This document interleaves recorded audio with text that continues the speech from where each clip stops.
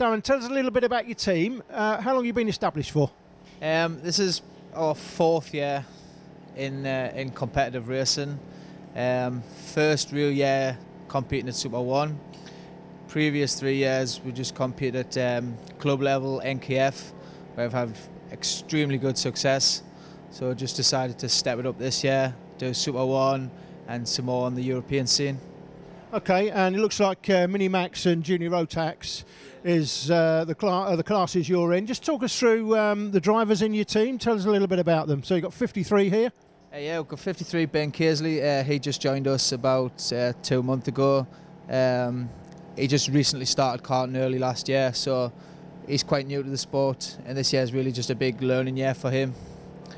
Not really expecting much, but just all experience. Okay, and 43 behind you? Yeah.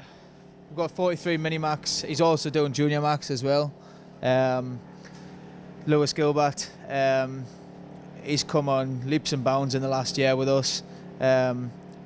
We would like to go out and win Super 1 with him this year. Been so good in testing, but we struggled when we put the race wet on yesterday. We were really good in testing, and when we put the race wet on, we still qualified second, but still struggling, not quite there.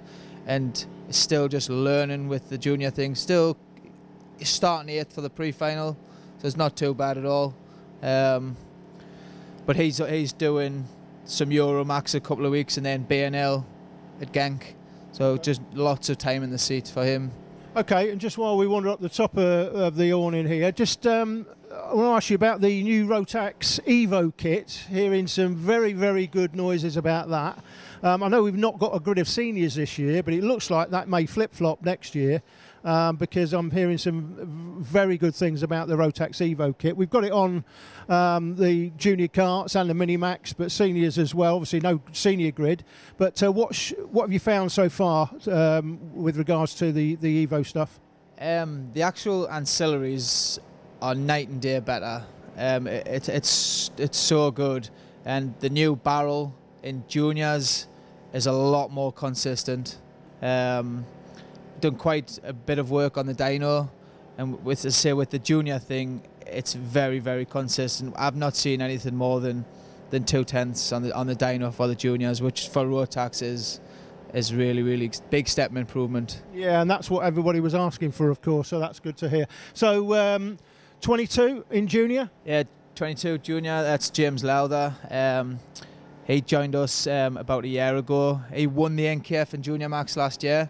Okay. So, and I like to see that because you're basically getting people who are doing club meetings and then stepping up.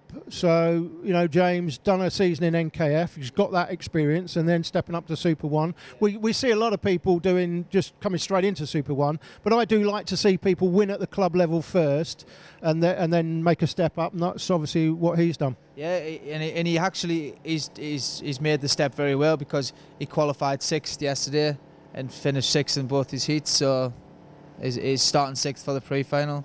Okay, so that's a very, very good result. And finally, top of the awning here, the 78 car. Yeah, 78 Jason Lockwood. He also competed NKF last year. Quite new to the sport. Maybe he's only a year and a half, 2 year. But in the last 2-3 months, he's made drastic good progress. Like last week at the O Plate, he won the pre-final. And going into the final, we were looking really, really good, but an incident on track cost him the win last week. This weekend he qualified 3rd, just missed out on pole, but he kind of lost his head in the first heat, and he had a respectable finish in the second heat, finishing 5th. But basically you're getting good grid positions, which is great to see, because for a relatively small team, you're having some really, really good results, and you've got to be confident for the season moving forward. Really, we're actually really, really confident. I don't see any reason why we can't compete with the likes of KR, Dan Holland, or Coles, or Tooley. I haven't worked, so I kind of served my time working as a mechanic within those teams over the past 6-7 years.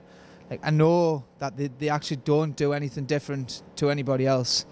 It's just spending the time with the kids, doing the right thing, making sure you're going through the data, the cameras. Just working with the kid is the main thing. They really don't do anything drastically different with the engine or kart to what a normal dad and lad team thinks that they can't come and compete. And on that subject, of course, we get a lot of people. We've been doing Kart Show Live this year, and a few times we've been asked the same question: can a dad and lad team really compete against the teams? Well, I mean, I think it's about enjoying the sport. It's about using that as an experience and having it as a target. I think that's a good thing to have. What's your view on that? It's very good. It's very good. I think a dad and lad team can come and compete. You look at Tommy Foster, for instance. He's doing an extremely good job on his own this year. And Reggie Dewey as well, dad and lad. Yeah, there is quite a few.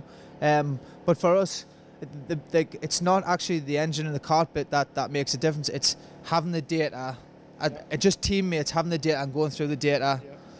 That makes the big difference in you're better here, you're better there.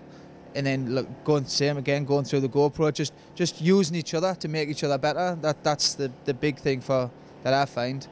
And what's, from your experience knowing the guys that haven't done Super 1 before, do you get the impression it is the elite level? There's no doubt about it. I know people from sort of 15, 20 years ago like to poo-poo that, and so it's not like it was. There's no qualifying. But it is the elite level, there's no doubt. And you get that impression from the drivers sort of feed off that? Because it has got an atmosphere, this paddock, hasn't it, all of its own. I know it's miserable weather today, but the paddock has got an atmosphere. I know John Hall likes to talk about that. He likes to put on a show. And when people turn up, they really do feel like they're in the big time, don't they? It's very daunting for someone that hasn't been here and done that before. It's a very daunting thought to come and race here against the elite. But it's surprisingly no different to club level. These guys all raced club level last year, and they're towards the front this year. There's nothing drastically changed. They haven't all of a sudden getting big horsepower motors to put them at the front. They're on the same kit. And that's great to see. So, when people are saying, well, we can't compete because we don't have the engines, I've always felt it's how you set up the carburetor and everything else. I mean, I think most of it is still in the driver at the end of the day, isn't it? A lot of it definitely is in the driver. And as I say, working with the driver is the main thing for me. Just especially in this conditions this weekend, just making sure they're on the right bit of track consistently, corner after corner, lap after lap, just not making any mistakes. Okay, well, Dan, thanks very much for your time, and hope you have a good season.